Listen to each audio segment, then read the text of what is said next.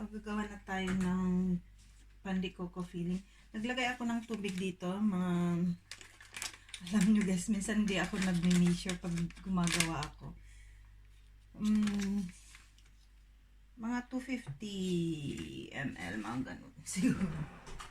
So, maglalagay lang ako ng coconut cream or coconut powder.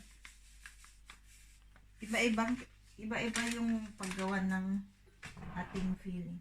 Nasa inyo na din kung gusto nyo yung tubig lang, saka asukal, tapos lagay nyo yung coconut. Ako, dagdag lasa din kasi. Tapos mabango. Pag yung tubig, dinagdagan nyo siya ng coconut cream o coconut powder. Imbis na solong tubig lang. So, ayan siya.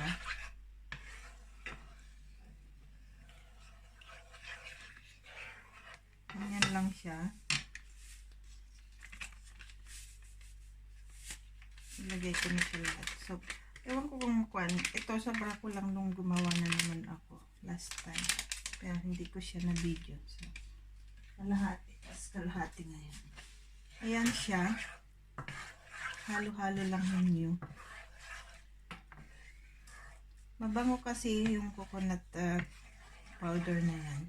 Tapos dagdag lasa din. Tapos, maglagay tayo ng asukal. Ayan ko, mga 1 cup siguro. Hindi kasi ako mahilig mag-measure minsan. Ako panay tansya lang. Parang pag alam mo na din ba, kung dagdagan mo, bawasan mo. Kasi pag masyadong mabasa, pwede mo naman siyang dagdagan ng konting cornstarch para magpuan yung sauce niya. Para magdikit-dikit sila. Ang ganun lang ba? Yung mga technique. Ganyan lang siya. Dagdag pa ako ng asukal. Shout out pala sa aking kaibigan na nasa Pinas, si Maylene Caranto. Pero we na ang apelido niya ngayon. So, siya yung nagsabi na lagay ko daw yung measurement. Pero minsan di ko talaga nalilalagay pag may mga ginagawa ko. Kasi hindi talaga ako mahilig mag-measure. Minsan hindi din ako mahilig yung mga kung paano gawin. Kasi may kanya-kanya tayong technique ba. Ganyan lang siya guys. Pwede kayong gumamit ng ito, bili ko sa international store. Pwede din gumamit ng tawag nila dito, kukus masa, yung nabibili sa store na ganyan ang laman. Minsan ito saka yun pinaghahalo ko kasi mas masarap siya kaysa yung solong ganito. Iba din yung lasa ba. Kaya minsan pinaghahalo ko talaga sila. Ganyan lang siya guys. Tapos lagay lang natin yung coconut. Hinaan lang ninyo yung apoy niya guys pag gumagawa kayo ng ganito. Ganyan lang siya. Tapos magdagdag ako ng konti nito. Pwedeng solong ganito lang guys. Nasa inyo na din. Choice lang. Nasa choice nyo. Mas maganda pag yung parang yung ginadgad na nanyog sa atin. Masarap sana siya.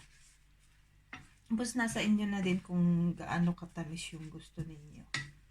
So, ganyan lang siya. Wait lang na natin siya. Matigas pa to guys. Galing kasi sa freezer. Ganyan lang. Wait natin ng sandali. Ayan siya guys. Kumukulo na siya. Tapos nagkon lang ako ng konting cornstarch sa katubig para yung ito maging maganda yung filling natin. Ganun lang yung ginagawa ko. Kaya okay lang pag nadamihan nyo siya ng tubig o kasi pag nahalo-halo to magiging okay siya guys. Tapos nasa inyo na kung gaano katamis yung gusto ninyo. Yan lang natin siyang kumulo. Tignan nyo guys. Diba?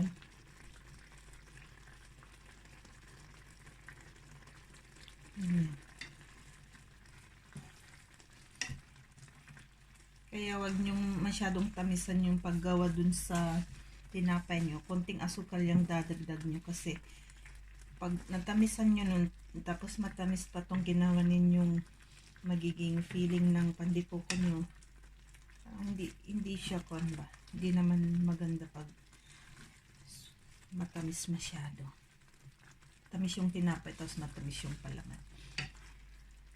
Diba guys? Ayan siya malapit na siya. Hintayin lang natin siya maglapot-lapot siya para pag nilagay natin sa pinalaman natin hindi siya yung dikit-dikit siya ba. So, bango siya. Ayan siya guys diba hindi na siya matubig dahil sa nilagay natin cornstarch. Kaya ganun lang din gawin ninyo pag may ginagawa kayo na kwantas hindi siya malapot o kaya sobrang tubig. Ang solusyon po niyan, maglagay lang kayo ng cornstarch. Kaya mga soup or kung ano-ano pang niluluto ninyo. Na gusto nyo na medyo malapot o kaya gusto nyo ng malapot. Sobrahan nyo ng tubig. Yun lang po yung solusyon. Ganun ginagawa ko. Ayan. Diba? Sarap na siya. So, okay na to guys kasi pag lumamig siya maghahalo-halo lang magiging tama lang pag lumamig na siya. So ganyan lang guys, hayaan lang natin siya diyan. Yan siya guys. So ito yung magiging palaman ng ating gagawing pandikoko. So